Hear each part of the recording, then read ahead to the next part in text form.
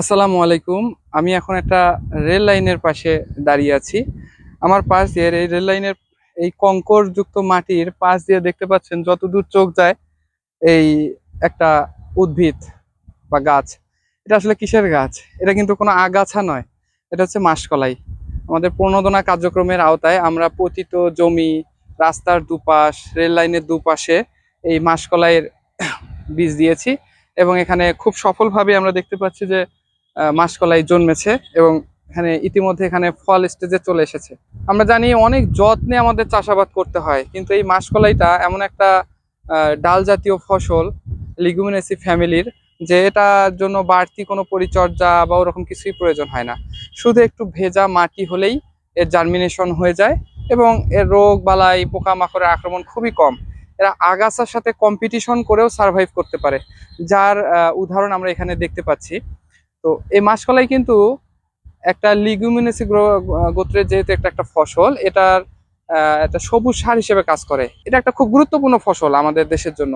এবং আজকের এই ভিডিওটা করার মেইন উদ্দেশ্যটা যেটা, যে আমরা এত অযত্ন অবহেলাতেও এই পতিত জায়গায় যে সফলভাবে মাসকলাই চাষ করা যায়, এটা আপনাদেরকে জানানো।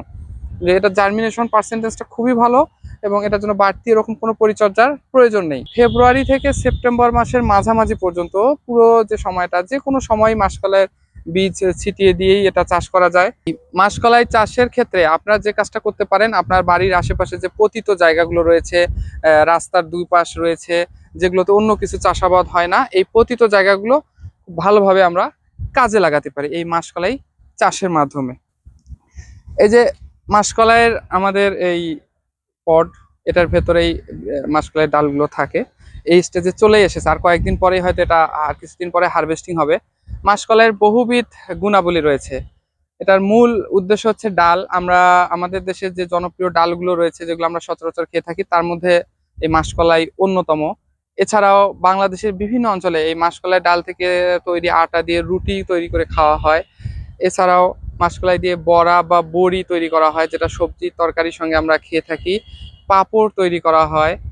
এছাড়াও এর আরো কিছু বাই প্রোডাক্ট হিসাবে এটার গোখাদ্য হিসাবেও কিন্তু এই মাসকলাই ব্যবহার করা হয়। মাসকলাই যে ডালপালা পাতা, এগুলো উৎকৃষ্ট মানের একটা গোখাদ্য। এছাড়াও এটা শুকায় যাওয়ার পর, এটা হারভেস্টিং হয়ে যাওয়ার পর যে এটা শুকনো ডালপালাগুলো আছে, এটা আমাদের একটা জ্বালানির মাধ্যম হিসাবেও ব্যবহার করা হয়। এই বহুবিধ কারণে কোনো প্রকার ইনভেস্ট ছাড়া, কোনো প্রকার টেনশন ছাড়া, একটা পতিত জায়গায় শুধু জার্মিনেশন করার মতো ময়েশ্চার পার্সেন্টেজ থাকলেই আমরা মাসকলাইটা চাষ করে নিতে পারি। এবং আমাদের যে রিলে ফসল হিসেবেও একটা উৎকৃষ্ট উদাহরণ হচ্ছে মাসকলাই। যে জমিগুলোতে আমন এবং বোরোর মাঝখানে আমরা 3 মাসের বেশি সময় পাই না, খুব অল্প সময়ের গ্যাপ থাকে, ওই জমিগুলোতে আমন ধান কাটার 15 থেকে 20 দিন বা 10 থেকে 15 দিন আগেই যদি একটু ভেজা থাকে বা পানি দিয়ে একটু হালকা ভিজিয়ে নিয়ে যদি আমরা মাসকলাই ছিটিয়ে দিই, এটা একটা উৎকৃষ্ট মানের রিলে ফসল হিসেবে তৈরি হয়। যে মাঝের ওই পতিত সময়টা পতিত থাকার চেয়ে একটা যদি আমরা এখান থেকে ফসল তুলে নিতে পারি, এটা আমাদের জন্য বাড়তি একটা লাভ। এবং আগেই বললাম যে মাসকলাই যেহেতু একটা সবুজ সার হিসেবে কাজ করে, আমাদের ওই মাটিটাও কিন্তু রিচার্জ হয় বা মাটিতে জৈব সারের পরিমাণটা বৃদ্ধি পায়, মাটির উর্বরতা শক্তিটা বাড়ে। এজন্য মাসকলাই আমাদের জন্য আশীর্বাদ হতে পারে, যদি আমরা এটাকে সঠিকভাবে কাজে লাগাতে পারি।